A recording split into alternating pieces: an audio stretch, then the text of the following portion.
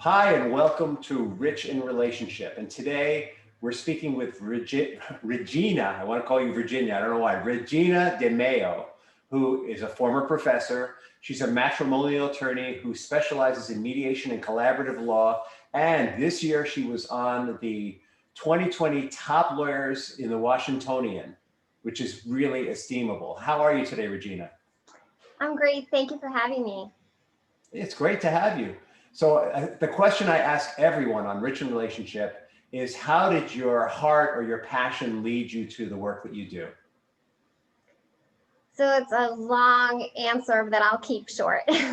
But basically, I grew up with just my mother and grandmother in New York City, and I was always fascinated by everybody's families, right? I didn't have uncles or aunts and cousins, and my mother never married, so I didn't have a stepfather. So these amazing, complicated family situations that everybody else had were just so fascinating to me.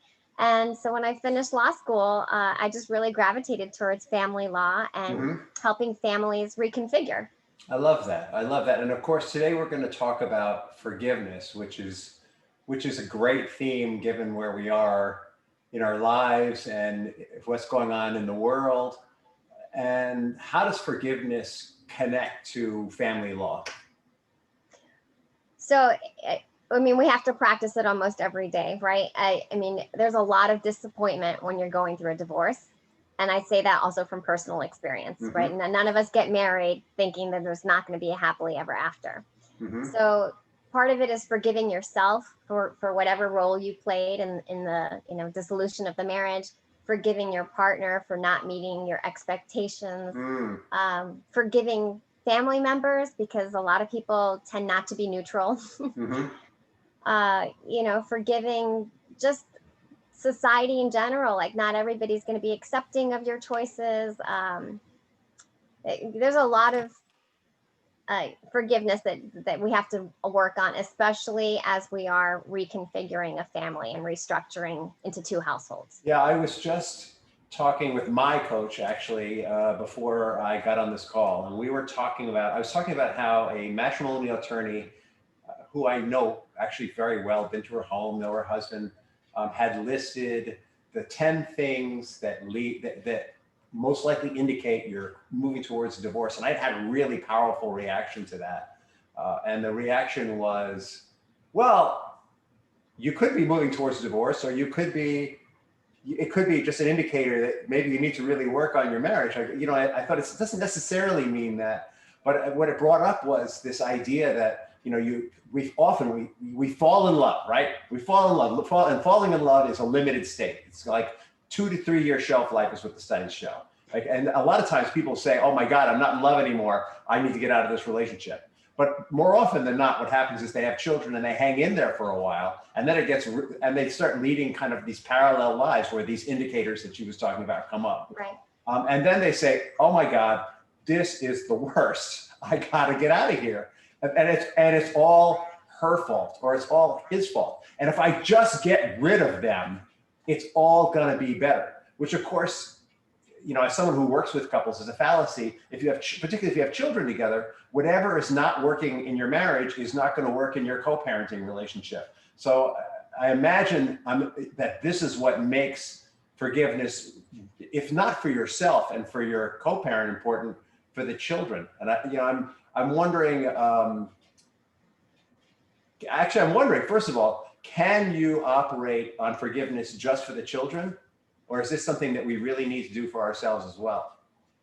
No, I think that's a good starting point sometimes. We will do a lot of things for our children that we probably wouldn't do for ourselves, right? If you're a decent parent, you will sacrifice for your kids. Truth. So that's a good starting point. But I think eventually we all sort of realize, wow, it's actually a gift to yourself to be able to let go of that anger, to let go of the pain, to just focus on the future instead of dwelling on the past. It's actually an inner peace that you're able to achieve.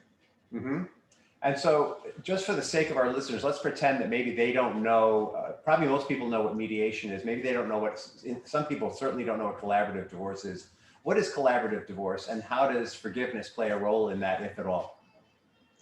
So At its bare bones, you would have in a collaborative process 2 lawyers and 2 clients who all sign a contract agreeing not to go to court and focus on settlement outside of court. Mm-hmm. And we agree to maintain the status quo, so nobody's afraid of a bank account being raided or Mm-hmm. right, like anything being taken out of a house that's valuable. We agree to full disclosure, which you'd have to do anyway in court under discovery rules. So it's just a more amicable process, but that doesn't mean that there aren't messy situations in a collaborative divorce. There's adultery, there's, you know, usually some sort of financial infidelity, all the usual elements are still part of a collaborative divorce. It's just that these people have made a choice to enter into a confidential process that is focused on moving forward. But I would imagine that if you were really angry with your spouse, it would be harder to enter into a collaborative divorce, and you'd be more drawn to litigation where almost anything goes. I was going to say anything goes, but that really isn't true. But you know, litigation does tend to have more of a warfare mindset, or maybe a better way to put it is a negotiation mindset. So I'm going to ask for the moon so that I can get what I really want. You know, it tends to be part of that negotiation process, and so if you're really angry, you're going to be all for, yeah, I'm going to go for the moon and I'm going to take everything else too. But if you're entering into collaborative, I'm guessing that kind of feeling is going to be less helpful. Oh, it's definitely less helpful, but there is a way to contain that. So the beauty of a collaborative process is we can involve coaches early on. Like if I see that a client is super angry, I will ask them to work with a divorce coach, or, you know, we call them parent coaches also, to work on their communication, also work on the parenting plan, but most importantly, just to calm down those emotions, because this is a legal process and you should not be making legal decisions from an emotional standpoint. So can we delve into the mechanics of forgiveness a little more? Since I think, well, actually being a coach who works with people who get divorced, I know that forgiveness is a really vital part of that process. I mean, to get off of that blame and anger and sense of hurt so that you can come to the table with a more win-win mindset really does require some level of forgiveness. I wonder, could we explore that a little deeper? And what would you say, which I'm sure you say yes. No, we're not going to talk about forgiveness, Rich. What do you think the first step is in the forgiveness process? To me, the first step is to define what it's not. So it's actually not about forgetting what's happened or forgiving the person for whatever behavior you know, was upsetting. It's not even about making yourself vulnerable or necessarily continuing in the relationship, right? So it's not any of those things. And to me, what it is a process of letting go, of working through these different layers and making a choice, right? Nobody can force you to forgive somebody else, but you can make a choice to help establish inner peace. And so to me, that's what it is. It's a gift to yourself and to your kids. So that first step, what I hear you saying, that first step is, it's really important to understand that when we move towards, not even making the decision, but when we consider forgiveness, what we're not doing is we're not making the other person right. We're not validating any actions that they've taken, nor are we saying that we're going to be vulnerable or open to that person or that kind of person. So for, you know, sometimes, and I think that's really important. I think when we hold on to anger, it's often, you know, we go from, oh my God, how could this happen to me, to, heck, I am never going to let this happen again, and I'm going to get anyone who's like that. So I'm not going to let anyone near me so that doesn't happen, which is an overreaction. And really, when we move to forgiveness, we're identifying the problem and we're preparing to let go, as you put it. But what we're not doing is saying, oh, hell, come and do it again, or, you know, anything like that. Or you know what, you're really okay. We're not even making them okay. We could still think that they're evil, narcissistic, whatever label you want to put on them, people, and forgive them.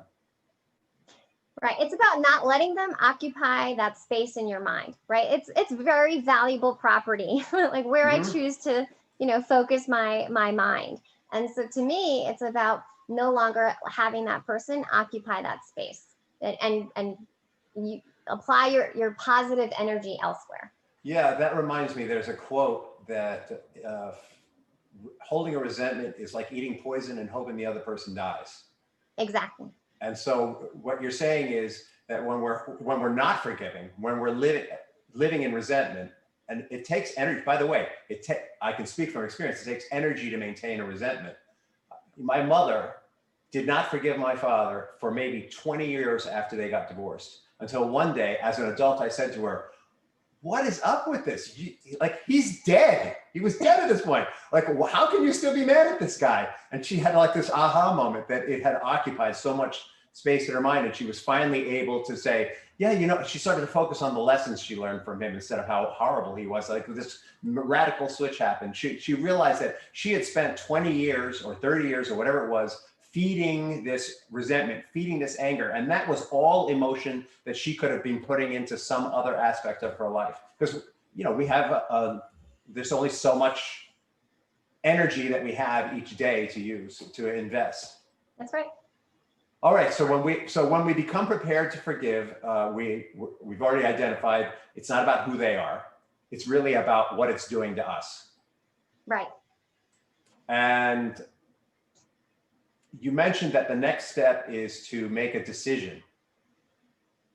You know, if you get it clear on all that and you make a decision, once you make that decision, it's like, bam, epiphany, you know, I'm cleansed, forgiveness comes upon me. I wish. No, I mean, to me, it's a process, right? Like, there's three parts, in my opinion. One is, well, identify the source of the pain or the anger. Then try to understand what was that person's motive or intent. And then the third part is weigh your options and figure out what's a solution that works for you. That's very much like a collaborative process, right? Mm-hmm. What's the issue at hand? What are the options? And find a solution that works for you. So to me, it's important to understand, well, who is this person in your life, right? If it's my mother or my father, my child, a good friend, I'm gonna be far more motivated to work through this forgiveness process. Mm-hmm. If it's a stranger or, you know, a colleague that's not really part of my life, I'm not going to spend too much time dwelling on this, right? Because it's not, they don't rank. Right. If you're driving down the road and someone cuts you off, it's just not worth it because you'll probably never see them again anyway. Exactly. So, like, who is that person in your life, and then what is it that they did? But if it's the mother of my child or the father of my child, that's a whole nother ball game. Exactly. And then was it like a conscious, you know, breach of some agreement, or was it some accidental, you know, act that, or maybe like a expectation that wasn't met, but I didn't really articulate that expectation, right? Mm-hmm. So what is it that actually happened is important to me, and why? Was it because there maybe was a breakdown in communication? That's totally different from somebody intentionally cheating on me, for example, right? Mm-hmm. Like that's not a mistake. That is a choice to have a different relationship and exclude that from. Yeah, though I've heard the other side argue, well, it just kind of happened. I didn't choose it.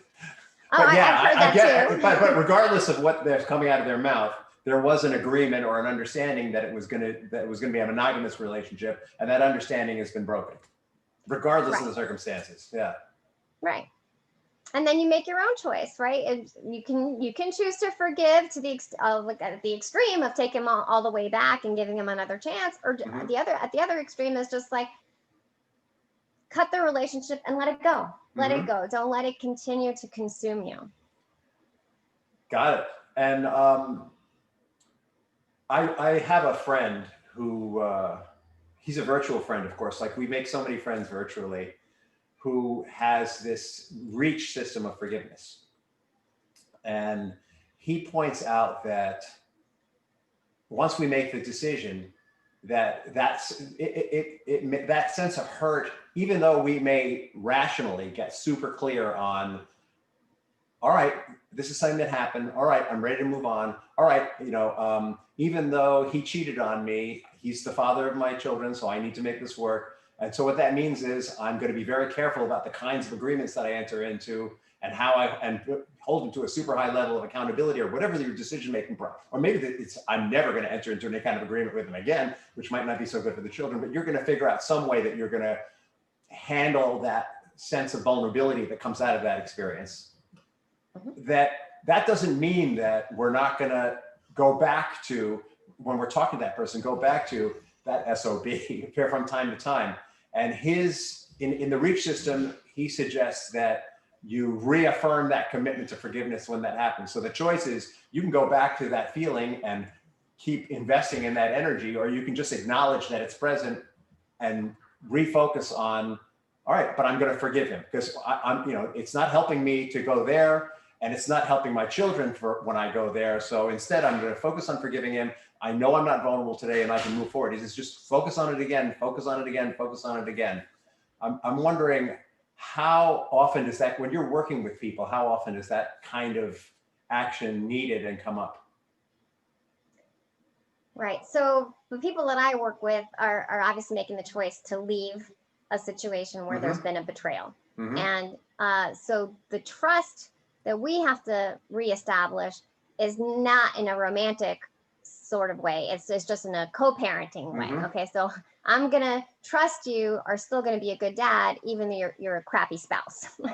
I'm going to trust that you're going to feed the children, get them to school on time. And a lot of it is going to be trial and error. During that separation period, that person has to prove, even if they never did anything before for the kids, if they really want to share custody, they're going to prove that they can do all of these things. Feed the children, get them to school, make sure they do their homework, get them to bed on time. And so there is a whole rebuilding of trust process that happens separate from a reconciliation. That might even help.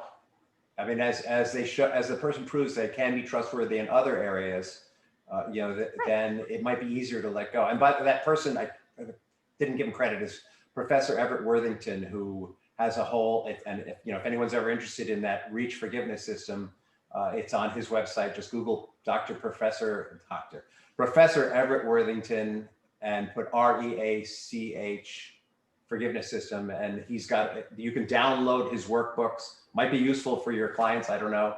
But this guy's done scientific studies on the REACH system and validated it, and it's tested, and it's pretty cool stuff. And his point being that forgiveness doesn't just happen. No, but over time, if someone is paying their child support on time, they're making their alimony payments, they're meeting their financial obligations, you got to at least give them credit for that, because not everybody does. Yeah. Well, and then if they don't, you have a whole new thing to work on there. So, yeah, I'm curious about that. In the clients that you've worked with, what's the difference that you notice between people who embrace forgiveness and people who embrace resentment?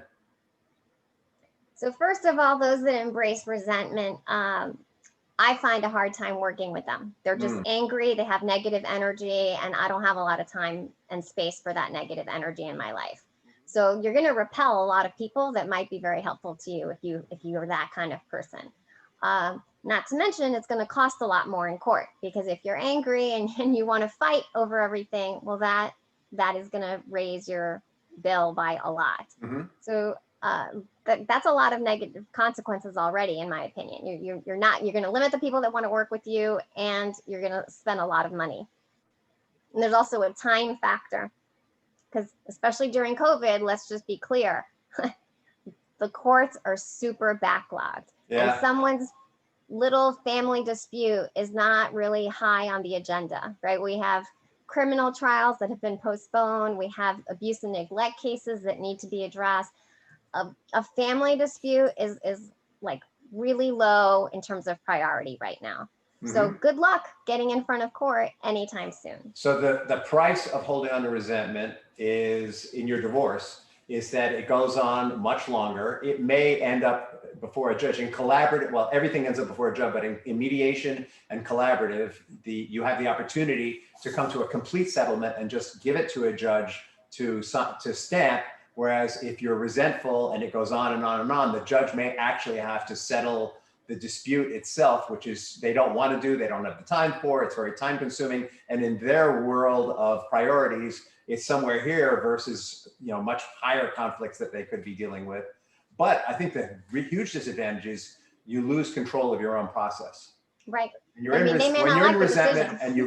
and you can't come to agreement with the other party, you lose control of your process and you're much more likely to get a decision that you're unhappy with. Right. Especially because judges do not like angry people, right? It comes across in the testimony. No one likes angry people. Right.